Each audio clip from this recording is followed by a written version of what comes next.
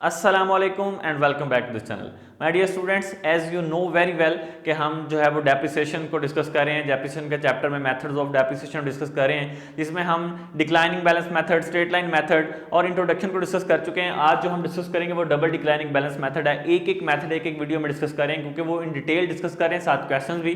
तो इस वजह से आज हम डबल डिक्लाइनिंग बैलेंस मेथड को डिस्कस करेंगे, इसका क्वेश्चन डिस्कस करेंगे। तो अपनी वीडियो को शुरू करते हैं।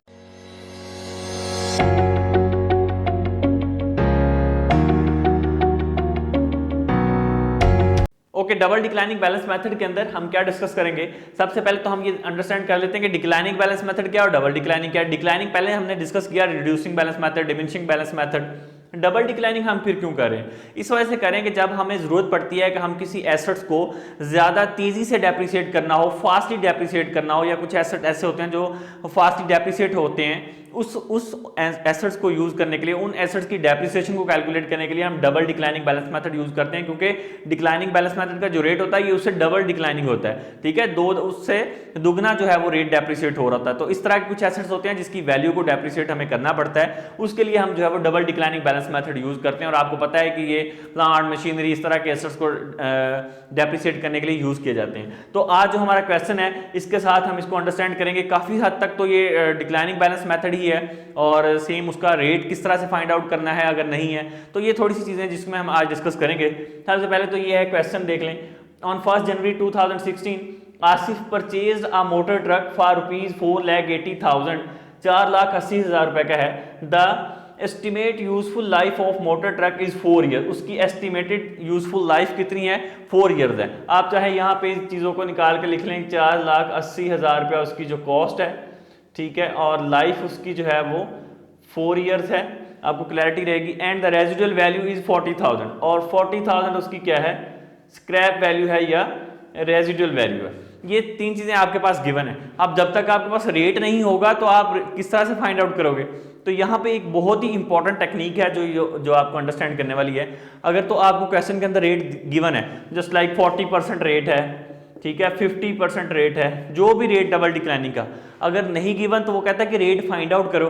तो किस तरह से रेट फाइंड आउट करोगे? सबसे पहले तो ये देख लें। रेट को जो फाइंड आउट करने का हमारे पास फॉर्मूला है वो है हमारे पास 1 life of the assets multiply by 100। सबसे पहले तो आपने ये करना है कि ये कौन सा रेट होगा? ये स्ट्रेट लाइन रेट होगा। स्ट्रेट लाइन रेट मतलब कि जो डिक्लाइनिंग रेट होता है, डबल डिक्लाइनिंग उसके बाद आएगा। अभी मैं आपको करके दिखाता हूं। उसकी लाइफ यहाँ पे आपको गिवन होगी 4 ईयर्स। तो आप क्या करें, 1/4 करें, मल्टीप्लाई बाय 100 करें। तो 1/4 डिवाइड करेंगे, क्या आएगा? 0.25, मल्टीप्लाई 100 करेंगे तो क्या आ जाएगा? 25%। अब ये रेट कौन सा आया? ये डिक्लाइनिंग रेट आया। अगर आपको डिक्लाइनिंग बैलेंस मेथड के अंदर भी रेट नहीं गिवन तो आपने जो रेट फाइंड आउट करना है वो इस तरह से फाइंड आउट करना है। 25% आप रेट फाइंड आउट कर सकते हैं। लाइफ 5 साल होती तो 20% आ जाता। मीन्स टू से दैट कि आपको जो रेट फाइंड आउट करने का फॉर्मूला वो यही रहेगा, 1 life of the asset multiply by 100। तो ये है स्ट्रेट लाइन रेट, ठीक है, सिंपल रेट, डिक्लाइनिंग रेट जिसको कहते हैं। डबल डिक्लाइनिंग जब भी आएगा तो आपने पहले straight line rate find out करना है, उसके बाद 25 मल्टीप्लाई बाय 2 कर देना है। तो क्या आ जाएगा? 50% रेट आपका आएगा डबल डिक्लाइनिंग। ये आया है डबल डिक्लाइनिंग रेट, ठीक है, डबल डिक्लाइनिंग ये वाला। ये कौन सा रेट आया? ये स्ट्रेट लाइन रेट आया या डिक्लाइनिंग रेट आया। अभी आपको मैंने रेट फाइंड आउट करना बता दिया। किसी भी क्वेश्चन के अंदर आपने रेट अगर नहीं गिवन तो ऐसा ही फाइंड आउट करना है। और अगर डिक्लाइनिंग रेट गिवन है या स्ट्रेट लाइन रेट गिवन है तो आपको कहा जाए डबल डिक्लाइनिंग फाइंड आउट करें, तो उस रेट को आपने 2 के साथ मल्टीप्लाई कर देना है, तो आपका जो है वो डबल डिक्लाइनिंग रेट आ जाएगा। तो हमारे पास रेट आ चुका है 50%, जो कि मैंने यहाँ पे लिख भी लिया है। अभी हमने इसका शेड्यूल बनाना है। ये मैं आपको पहले वही सेम है, ईयर्स, कंप्यूटेशन, डेप्रिसिएशन, अकामुलेटेड और बुक वैल्यू, सेम कॉलम है उसी तरह जैसे हमने डिक्लाइनिंग बैलेंस मेथड में बनाया था। तो 4 साल लाइफ है, तो 2016 हमारे पास ईयर्स है, यहां से स्टार्ट हो रही है, ठीक है, ओके। तो हमारे पास इसकी बुक वैल्यू कितनी है? जो कि 4,80,000। आपको मैंने बताया कि रेजिडुअल वैल्यू को हम माइनस नहीं करते हैं, वो जस्ट स्ट्रेट लाइन में माइनस करते हैं। उसका फॉर्मूला आपको मैंने बताया हुआ है। तो इसके अंदर हमारे पास जो भी वैल्यू होगी पहले साल, 4,80,000 मल्टीप्लाई बाय 50%। तो 50% का क्या मतलब है? 50 डिवाइडेड बाय 100 मल्टीप्लाई बाय ये, तो हमारे पास डेप्रिसिएशन क्या आ जाएगी? 2,40,000 रुपया पहले साल की डेप्रिसिएशन आ जाएगी, ओके। और कम्युलेटिव डेप्रिसिएशन भी कुछ नहीं है, वही रहेगी क्योंकि पिछले साल की कोई डेप्रिसिएशन नहीं है, तो पहला ही साल है तो यही आएगी। बुक वैल्यू कैसे फाइंड आउट करेंगे? 4,80,000 माइनस 2,40,000, तो आपके पास क्या आ जाएगा? 2,40,000 रुपया बुक वैल्यू आ जाएगी। 1 साल की वैल्यू उसमें से आपने माइनस कर दी तो आपके पास क्या रह गया 2,40,000 रुपया। देखिए पहले साल कितना एसेट जो है वो डेप्रिसिएट हुआ, आधी की आधी प्राइस पे डेप्रिसिएट हो चुका है। 2017 में आ जाए नेक्स्ट ईयर, आपके पास जो बुक वैल्यू थी, ये जो बुक वैल्यू आपकी बच गई थी, 1 साल बाद एसेट की वैल्यू क्या रहेगी 2,40,000, उस पर अब आपने रेट कैलकुलेट करना है।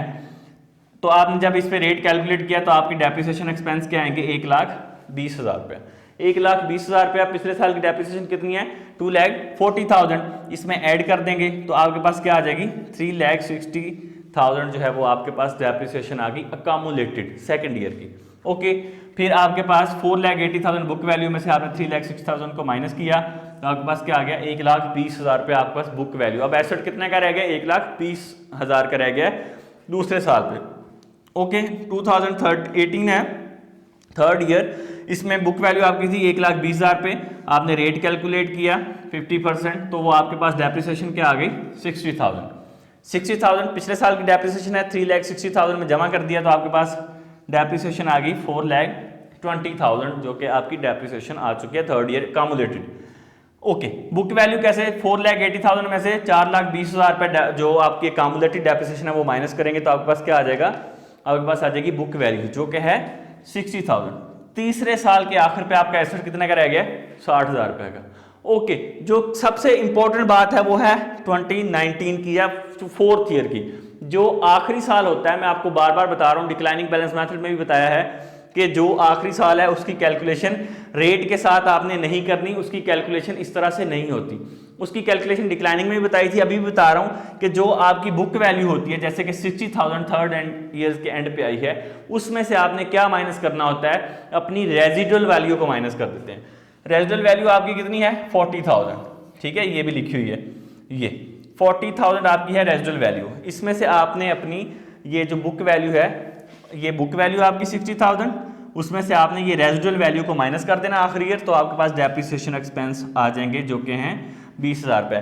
आपने ये बिल्कुल नहीं करना, आखिरी साल जो भी होगा डिक्लाइनिंग बैलेंस मेथड में या डबल डिक्लाइनिंग बैलेंस मेथड में, उसमें यही तो डिफरेंस है, ठीक है, यही तो कैलकुलेशन करने वाली स्ट्रेट लाइन से जो डिफरेंट है, ठीक है, वो ये क्या है कि रेट है 50%, आपने इस 50% पे इसको डिक्लाइन नहीं करना आखिरी साल में। आपकी जो बुक वैल्यू आएगी उसमें से आपने अपनी रेजिडुअल वैल्यू को माइनस कर देना है तो आपके पास डेप्रिसिएशन एक्सपेंस आ जाएंगे जो कि आ रहे हैं 20,000, ठीक है। बाकी वही प्रोसेस है, 4,20,000 रुपये पिछले साल की डेप्रिसिएशन थी अकामुलेटेड, इस साल आई 20,000 तो आपने जमा कर दी तो ये आ गई 4,40,000 रुपये। और बुक वैल्यू के अंदर 4,80,000 थी तो आपने उसमें से 4,40,000 को माइनस कर दिया अकामुलेटेड डेप्रिसिएशन को तो आपके पास क्या आ गया 40,000 आ गया। 40,000 क्या आया 40,000 आपके पास आ गया रेजिडुअल वैल्यू, जो कि आपके एसेट्स को रेजिडुअल वैल्यू तक ही आपने उसको डेप्रिसिएट करना होता है। ये ज़रूरी है कि आपने उसको उस एसेट तक डेप्रिसिएट करना, ना इससे ये नीचे जा सकता है उसकी वैल्यू, ना इससे जो है वो ऊपर रह सकती है, क्योंकि जितना भी एसेट बचा हुआ होता है उसको हमने आखिरी साल में डेप्रिसिएट कर देते हैं। इसी वजह से हम जो है वो ये 60,000 जो हमारी बुक वैल्यू थी उसमें से हमने रेजिडुअल वैल्यू को यहाँ पे माइनस किया। इसकी कैलकुलेशन बड़े गौर से समझ लें कि आपने उस रेट के साथ आखिरी साल में मल्टीप्लाई नहीं करना, आपने क्या करना है book value minus residual value, जो भी डेप्रिसिएशन एक्सपेंस आएंगे वो अकामुलेट में जमा करेंगे और उसी तरह से बुक वैल्यू, और इसमें कोई प्रोसेस आप चेंज नहीं करेंगे। तो ये था आज हमारा डबल डिक्लाइनिंग बैलेंस मेथड का क्वेश्चन। इसमें आपको कोई भी कंफ्यूजन हो, आपको नहीं समझ आ रही तो आप हमसे पूछ सकते हैं। डिफरेंस यही है, डिक्लाइनिंग बैलेंस मेथड और डबल डिक्लाइनिंग सेम है, जस्ट रेट का डिफरेंस है। जो डिक्लाइनिंग बैलेंस मेथड है उसके अंदर हमारा रेट जो है वो स्ट्रेट लाइन रेट रहता है जैसे कि 25%, डबल डिक्लाइनिंग में उससे डबल हो जाएगा 25 मल्टीप्लाई बाय 2 50% रेट हो जाएगा। तो डबल कैलकुलेशन दोनों की सेम रहेगी, इसी तरह से मैंने आपको बताया था, ये शेड्यूल भी सेम रहेगा, क्वेश्चन भी इसी तरह के आपको आएंगे। स्ट्रेट लाइन डबल डिक्लाइनिंग में यही होगा, ठीक है। तो thank you so much for watching this video. कोई भी क्वेश्चन हो इंस्टाग्राम और कमेंट तो हाजिर है फिर। Thank you so much.